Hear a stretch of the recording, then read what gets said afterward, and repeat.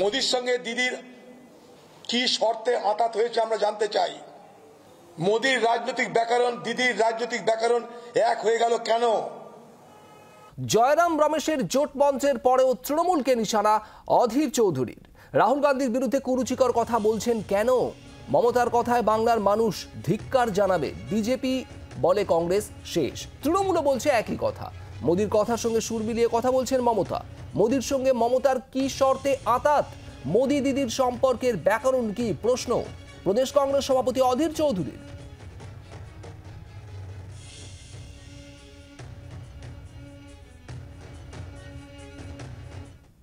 মোদির সঙ্গে দিদির কি শর্তে আঁতাত হয়েছে আমরা জানতে চাই। মোদির রাজনৈতিক ব্যাকরণ দিদির রাজনৈতিক ব্যাকরণ এক হয়ে গেল কেন?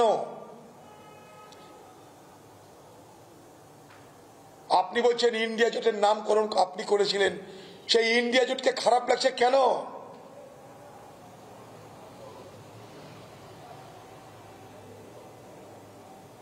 সেই ইন্ডিয়া জোটের ক্ষতি চাইছেন কেন?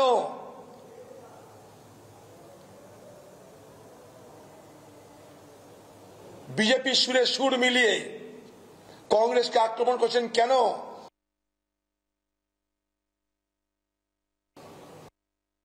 যদি রাহুল গান্ধী প্রতি তার এই ধারণা হয়, এত কিছু দেওয়ার পাওয়ার পরেও, কয়েকদিন আগেই রাহুল গান্ধীর সঙ্গে একসঙ্গে মিটিং করতে গেলেন, কখনো পাটনা কখনো বেঙ্গালুরু। রাহুল গান্ধীকে তখন বললেন আমার লিডার। এই মমতা ব্যানার্জি রাহুল গান্ধীকে কদিন আগে বললেন আমার লিডার।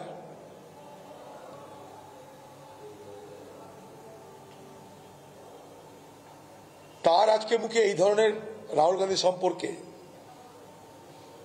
কুরুচিকর মন্তব্যে বাংলার মানুষ নিশ্চয় ধিক্কার জানাবে। আপনারা শুনছিলেন অধীর চৌধুরীর বক্তব্য। সোমা মাইতি আমাদের প্রতিনিধি রয়েছেন আমাদের সঙ্গে টেলিফোনে। সোমা, হাইকমান্ড নরম কিন্তু গরম প্রদেশ কংগ্রেস। অধীর চৌধুরী আবারও নিশানা করলেন তৃণমূল কংগ্রেসকে এবং তৃণমূল নেত্রী মমতা বন্দ্যোপাধ্যায়কে। আজ ঠিক কি বক্তব্য?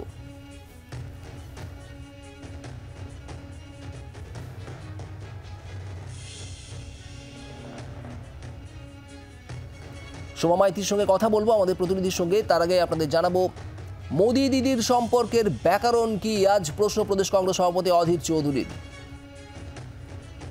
জয়রাম রমেশ জাতীয় কংগ্রেসের তরফে বারবার সমঝোতার বার্তা দিয়েছেন, নরম বার্তা দিয়েছেন, যদিও তারপরেও তৃণমূল কংগ্রেসকে তীব্র নিশানা প্রদেশ কংগ্রেস সভাপতি অধীর চৌধুরীর।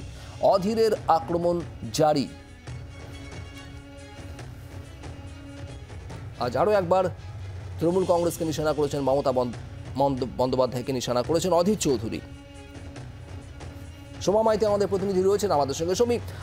সোমা, আজ অধীর চৌধুরী ঠিক কি বললেন? কার্যত আজকেও কিন্তু অধীর চৌধুরী তীব্র ভাষায় আক্রমণ করলেন মমতা বন্দ্যোপাধ্যায়কে এবং তিনি বললেন জয়রাম রমেশ এবং রাহুল গান্ধী যখন সফর চলে সেই সময় কিন্তু তারা নরম মনোভাব দেখিয়েছেন এবং বাংলা সফরের সময় কোথাও যেখানে তৃণমূল কংগ্রেসকে কোনোভাবে আক্রমণ করা হয়নি এবং ঝাড়খণ্ডের মাটিতে দাঁড়িয়ে যেখানে বাংলার কার্যত ভূয়সী প্রশংসা করেছেন রাহুল গান্ধী, সেই জায়গায় রাহুল গান্ধীর সম্বন্ধে যেভাবে মমতা বন্দ্যোপাধ্যায় কুরুচিকর মন্তব্য করেছেন তার কিন্তু তীব্র ভাষায় তিনি প্রতিবাদ করেছেন। একই সঙ্গে তিনি এটাও বলেন যে দিদি এবং মোদি দুজনের ভাষাই কিন্তু এক। খুব লক্ষ্য করে খেয়াল করলে দেখা যাবে যে মোদি যে ভাষায় কথা বলছেন দিদিও সে ভাষায় কথা বলছেন।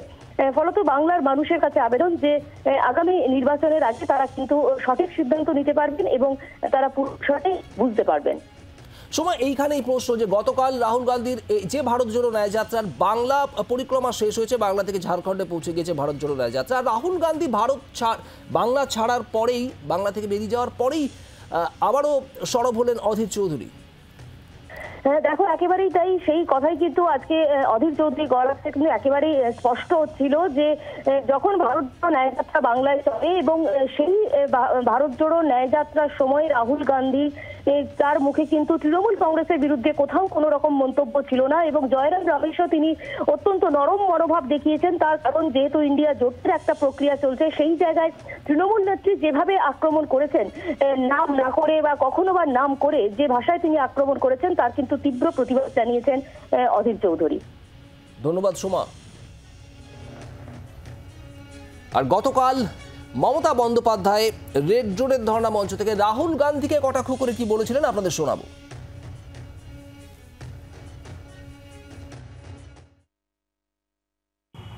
বাংলায় প্রোগ্রাম করতে এসছি আমরা নাকি ইন্ডিয়ান অ্যালায়েন্স? একবার তো ইনফরমেশনটা দেবে অমুক দিন থেকে প্রোগ্রাম করতে যাচ্ছি বাংলায় এই রুট দিয়ে, আর তো কিছু চাই না। আমাকে কেউ তো বলেনি, আমি অ্যাডমিনিস্ট্রেশনের থ্রুতে শুনেছি। ডিরেক্টকে কাউকে কাউকে ফোন করে বলেছে আমাদের গাড়িটা পাস করে দাও। আমাকে একবারের জন্য জানায়নি, আমি জানতেই পারিনি। তুমি বাংলা না বেছে ইউপি গেলে না কেন? বুকের পটা থাকতো দেখতাম ইউপিতে এলাহাবাদে গিয়ে বিজেপিকে হারিয়ে এসো। শুনছিলেন গতকাল মমতা বন্দ্যোপাধ্যায়ের বক্তব্য। জয়রাম রমেশের জোট মন্ত্র ও রাহুল রাজ্য ছাড়তেই তৃণমূলকে আবারও নিশানা অধীর চৌধুরীর। রাহুল গান্ধীর বিরুদ্ধে কুরুচিকর কথা বলছেন কেন মমতা বন্দ্যোপাধ্যায়? মমতার কথায় বাংলার মানুষ ধিক্কার জানাবে, বক্তব্য প্রদেশ কংগ্রেস সভাপতির। বিজেপি বলে কংগ্রেস শেষ, তৃণমূলও বলছে একই কথা। মোদির কথার সঙ্গে সুর মিলিয়ে কথা বলছেন মমতা। মোদির সঙ্গে মমতার কি শর্তে আঁতাত? মোদি দিদির সম্পর্কের ব্যাকরণ কি? প্রশ্ন।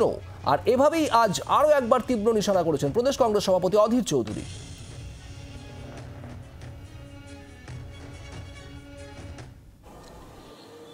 বিজেপি বলে কংগ্রেস শেষ, কটা আসন পাবে গুনতে হবে, কংগ্রেসে কিছু নাই। বিজেপি সুরে সুর মিলিয়ে দিদি বলছে 40টা আসন পাই কিনা তাই ঠিক নাই, খেয়াল করবেন। অধীর চৌধুরীর আক্রমণ থাকলেও অন্যদিকে নরমে গরমে মমতা বন্দ্যোপাধ্যায়কে কার্যত ফের বার্তা দিয়েছেন জয়রাম রমেশ। छत्तीसगढ़, उसके बाद उत्तर प्रदेश जरूर जाएंगे। ममता जी के मन में कोई संदेह नहीं होनी चाहिए।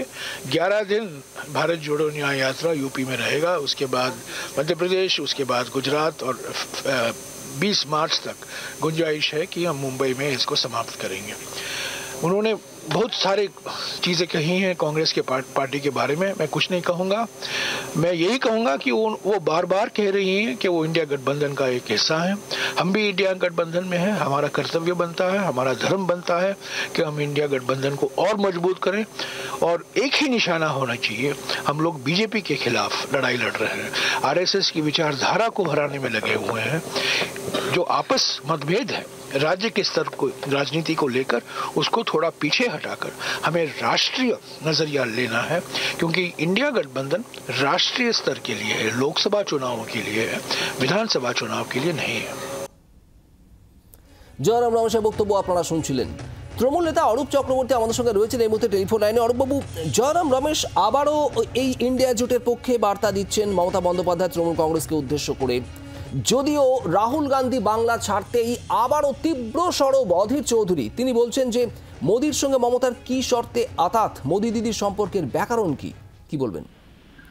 মুশকিলটা হচ্ছে যে রাহুল গান্ধী ছাড়ার পরে অধীর চৌধুরীর এই আক্রমণ একটাই জিনিস বুঝিয়ে দেয়, এই রাজ্যের বুকে বিজেপির সবচেয়ে বড় দালাল যদি কেউ থেকে থাকে তার নাম অধীর চৌধুরী। এই দালালি চেয়েছিল 2021-এর বিধানসভায় নিজের নাক কেটে পরের যাত্রাভঙ্গ করতে, কিন্তু বাংলার মানুষ ওর নাকটা কেটে দিয়েছিল ঠিকই, কিন্তু পরের যাত্রাভঙ্গ মমতা বন্দ্যোপাধ্যায়ের হতে দেয়নি। তাই জন্যই মমতা বন্দ্যোপাধ্যায়ের পাশে ছিল। এবং এই অধীর চৌধুরী এত বড় দালাল যে তার নিজের লোকসভা বহরমপুরের অধীনে থাকা 7টা বিধানসভা আসনে 7টা আসনেই হারে। শুধু তাই নয়, বহরমপুর পুরসভাতেও গুহারা হারে। এবং তারপরেও বিজেপির হাতে নির্লজ্জভাবে বহরমপুর সহ মুর্শিদাবাদের একটা অংশকে প্রায় তুলে দেওয়ার পরেও এ বিজেপির দালালি করতে ছাড়ে না। অধীর চৌধুরী কি বললো তাতে বাড়ির চাকর বাকরের কথা, বাড়ির পলিসি চলে না। এই অধীর চৌধুরী প্রদেশ কংগ্রেস হচ্ছে চাকর বাকর, মালিক রাহুল গান্ধী, মালিক জয়রাম রমেশ, মালিক বেণুগোপাল, মালিক সোনিয়া গান্ধী। তারা যা সিদ্ধান্ত নেবেন সেই সিদ্ধান্ত অনুযায়ী কংগ্রেস চলবে। বাড়ির কর্পোরেটের ডিসিশন যেরকম কর্পোরেটের সিইও নেয়, বাইরে ফ্রন্ট ডেস্কের বাইরে থাকা দারোয়ান নেয় না, তেমনি কংগ্রেসের ডিসিশন ওই দারোয়ান অধীর চৌধুরীরা নেবে না, কংগ্রেসের ডিসিশন নেবে কংগ্রেসের সিইও যারা, অর্থাৎ সোনিয়া গান্ধী, রাহুল গান্ধী, বেণুগোপাল, মল্লিকার্জুন খার্গে, এই নেতৃত্বরা নেবেন। তাই এই দালাল নেতৃত্ব যারা বিজেপির হাতে তামাক খেয়ে রোজ এ রাজ্যের বুকে বিজেপি বিরোধী আন্দোলনকে দুর্বল করছে, সেই অধীর চৌধুরীর সার্টিফিকেট মমতা ব্যানার্জি লাগবে না, কারণ শূন্যের কোনো সার্টিফিকেট দেওয়ার অথরিটি থাকে না। যারা এই রাজ্যের বুকে শূন্য তারা সার্টিফিকেট দেওয়ার অধিকারী নয়, তাদের কোনো এখতিয়ার নেই। অধীর চৌধুরী যত দালালি করবে, বিজেপির দালালি মুর্শিদাবাদের সংখ্যালঘু মানুষের কাছে, তত বেশি করে অধীর চৌধুরী এক্সপোজ হবেন যে আসলে বিজেপির দালালের নাম অধীর চৌধুরী। এরা চায় নিজের নাক চিতে পরের যাত্রা ভঙ্গ করতে। 2021-এ চেয়েছিল, বাংলার মানুষ হতে দেয়নি, 2024-এও বাংলার মানুষ হতে দেবে না। ধন্যবাদ। বাংলার আওয়াজ, বাঙালির আবেগ, জি 24 ঘন্টা।